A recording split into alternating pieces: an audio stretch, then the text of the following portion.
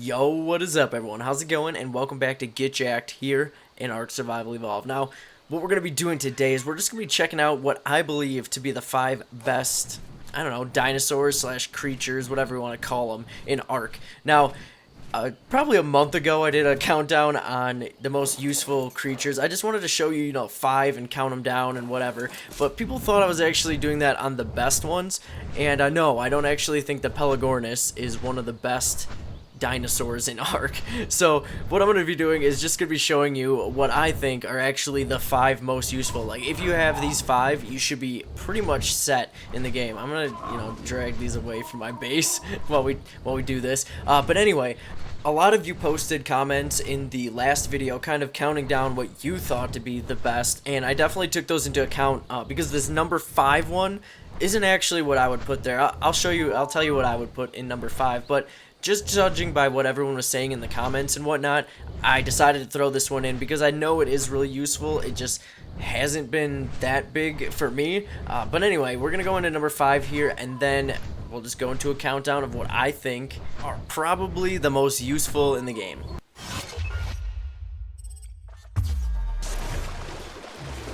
Alright, so here for number 5, I've put the Bronto. Now, the Bronto's really good. I really like him for gathering, mass amounts of berries, thatch, all that kind of stuff. And it's really nice when you're in the swamp or close to the swamp because you can get... Oh, alright, we just killed a leech right there.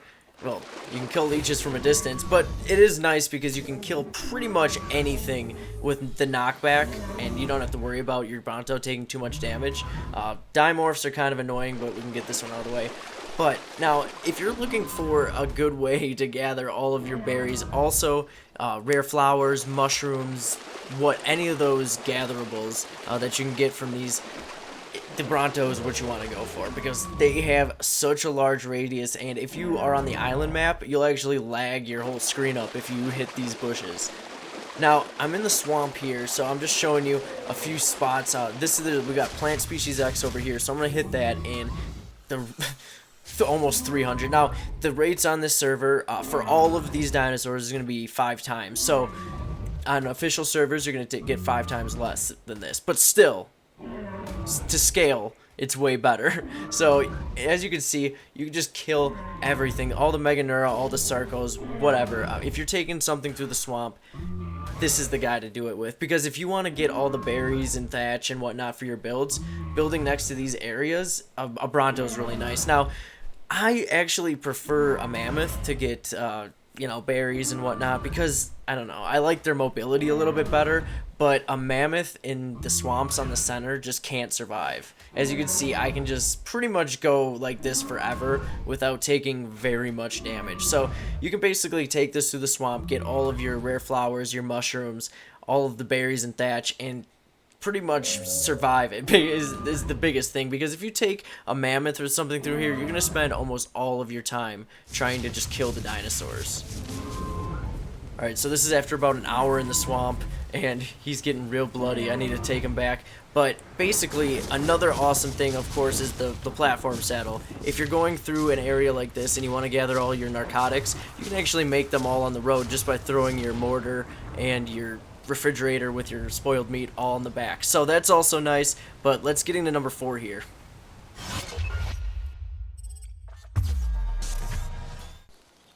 Alright, so number 4 is the Phiomia, obviously. Number 4, no, it's not really. Don't start typing down there. Okay, it's gonna be the Dung Beetles, because Dung Beetles are, honestly, they are a lifesaver. If you played Ark before them, just getting the fertilizer is so annoying. Like, I will not build a farm without these guys anymore because it's just so nice. And also, if you've got enough of them, you get so much oil as well. So I don't have to really go into the ocean for oil that often with like 4 Dung Beetles down there. So anyway, you can fertilize basically all of your crops, and then it's just like a continuous cycle. So if I go into my stim berries, which I've grown with the fertilizer from the Dung Beetles, this is just a 3-way circle. I'm going to take some carrots too because Phiomia is going to get hungry. So if you have your Phiomia here with your Dung Beetles, all you got to do is throw all these in here, obviously. I do the carrots or whatever because I don't need that many fruits, I mostly just keep it alive so that I can make kibble and whatnot. So we've got all of this, you know, action going on here, and we just have to wait for him. I'm just gonna use one stack here, and we'll grab all of this. So basically, if you have your Phiomia, you have your Stimberry plot, and then you have your Dung Beetles, you have a continuous cycle here for your farm, and you never have to worry about freaking using the fertilizer bids, which I hate. I hated having to wait for all of the fertilizer to be made. So we'll go down here, and then you just toss all this into these guys, and as you can see, all of them have a pretty good amount of oil in them, and once you get their weight up to a decent amount where they can hold a lot of the medium feces, it's really not worth it to put the large in it, to be honest, because it just takes up too much weight comparatively. So if you fill them up with medium, you actually get more fertilizer, I believe, than using the large, and you don't have to worry about going and finding all the large dinosaurs to take it from. So the other thing is always pump weight on them, because then they can hold more and you don't have to worry about it. But you always have to remember that they do have to be on wander as well. Now, the nice thing about them is they added this in with Dung Beetles and Dodos, so you can actually pick these guys up. So if you tame one in a cave, you can actually just take it right out with you. Now, another way to actually get them safely in, if you're in the low levels, of course, is you can build up a grappling hook once you get to that, and actually just pull them right out of a cave and then bring them back and tame them. So that's number 4. Let's get into number 3 here.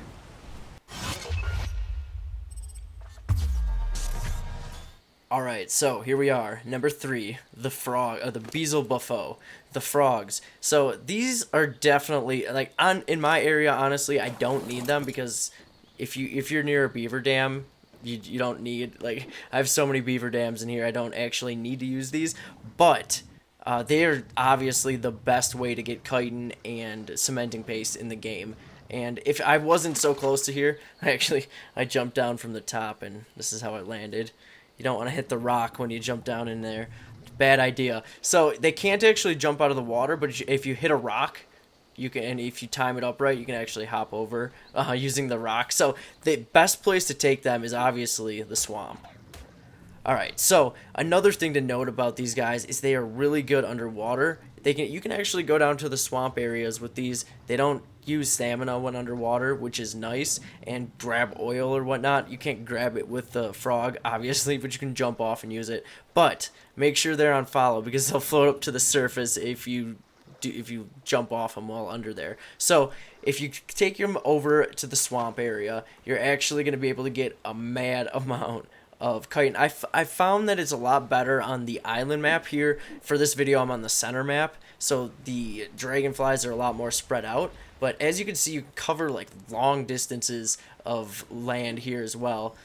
So I've taken them over to a spot where there are a ton of them. They're on the little islands usually around. So what you want to do is, I've got all these Dilas on me, actually way more than I wanted, but you just have to kill something. Basically just kill anything, and then they're going to swarm towards the dead body, and then you'll be able to reach them and piss them off. So now I'm just killing all of these, and we should be able to gather a ridiculous amount of stuff. Remember, 5 times rate, so you won't get quite as much, but still, this is a ridiculous amount. Like, you don't have to make cementing paste if you have, you know, access to the swamp. So basically, let me see if I can collect all these. Oh, come here. There's still a couple more. And they will just keep swarming until all of them in the area have got you. Alright. Come here, you dummies. Perfect. Alright, so that's, and the best way when you've got them in that area, make sure you use the what is it, the right click, because you want to get the tongue sweep.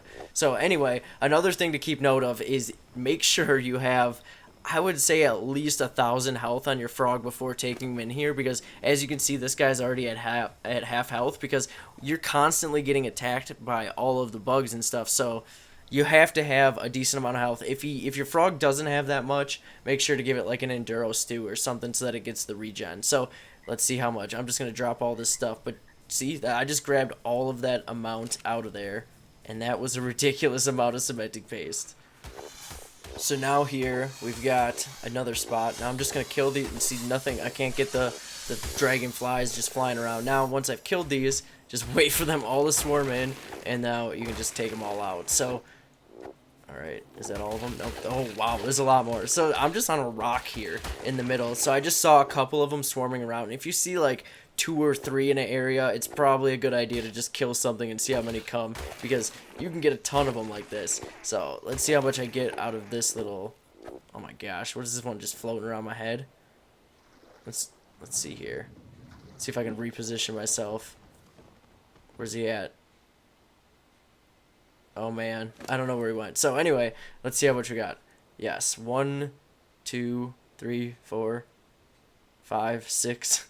About 6 stacks of cementing paste just from some of those. So well worth it to take these out. So let's get into number 2. Alright, so number 2 here in the countdown is going to be the Anki. Now, the Anki is definitely the best way to get metal by far in the game. So, if you've got your Anki and you've got your Quetz, you can start getting into all that late game metal building and whatnot. So, also, the crystal gather rate on these guys is really good. So, we can actually, if I don't get stuck on it, can grab a bunch of this. So, the crystal will give you stone, the metal will give you stone, but normal stone like this is going to give you flint. So basically normal stone will give you flint, and then your metal nodes are... Oh my god, am I stuck on this one? Get out of the way. Alright, so if you go over to the metal and you've got, you know, some form of storage around you, or you've got a Quetz, because the weight on the Anki isn't that good, to be honest. You need something to actually be able to take all the metal away, because you can't really last too long on this guy. He's way overloaded right now. So I'll just grab all of this, and as you can see, you could just get so much metal with these guys. Don't have to worry about using your pick. Oh no, not bad. He still can walk a little bit, and if I get rid of the stone, he should be alright. So another thing that you could do is check this out. If you take them underwater and you just give them a Lazarus chowder and an enduro stew, this is him just normal. So let's toss these into him. And basically, he's never going to run out of O2 now. His O2 meter will always be high. So basically, what you want to do is go out into the deep areas and find oil.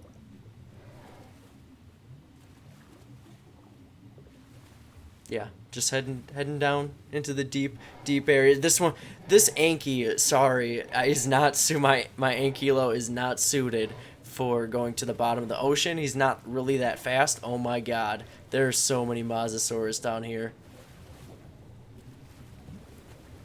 Okay, so I'm coming up to some oil nodes here. I kind of had to avoid those Mosasaurs. They've been spawning like crazy here. I don't know if I need to force kill everything on the server, but I've got a decent amount of oil here already, just going around. But if you head down here, and basically you could just go around forever. I've been underwater for probably, I don't know, 5 minutes or so, and his oxygen isn't going anywhere. So you just grab all of this, and as you can see, you just get a ridiculous amount. And if you just park your raft or you float your Quetz up above there, you'll be able to easily fill them up with oil. But oil doesn't weigh too much, so as long as you're dropping the stone, you're pretty set. So another thing is they are pretty resilient to getting attacked by sharks and mosasaurs and whatnot. But another thing, you can actually swim and...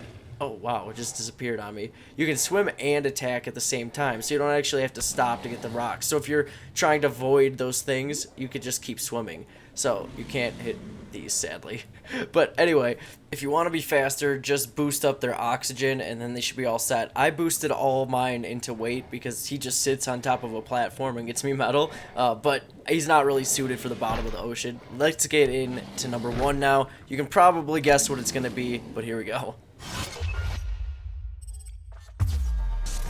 Alright, so here we are with number 1. Obviously, it's got to be the Quetzel, because the Quetzel literally makes everything in the game better. It makes it so much easier. I mean, you can pick up almost anything with this and bring it to your taming pen, so you don't actually have to tame it out in the wild. Up to, I mean, even mammoths you can pick up, so that's really nice. The Quetzel can kill pretty much anything. It's not gonna... The only problem is they will run away from you. I always seem to lose them, because if you leave them floating somewhere, they will end up somewhere else.